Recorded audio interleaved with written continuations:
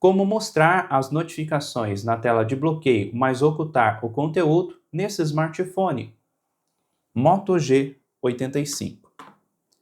Primeiro, você seleciona a opção Configurar. Depois, selecione a opção Tela Inicial e de Bloqueio. E aqui, selecione a opção Tela de Bloqueio. E depois, você seleciona a opção Privacidade. E aqui, você seleciona a opção Mostrar conteúdo confidencial apenas se desbloqueado. Você seleciona esta opção aqui. É esta a dica rápida que eu queria falar para você neste vídeo. Se você ainda não deixou, deixe seu like, inscreva-se e veja também outras dicas deste modelo. Veja a playlist desse smartphone com outras dicas aqui em nosso canal.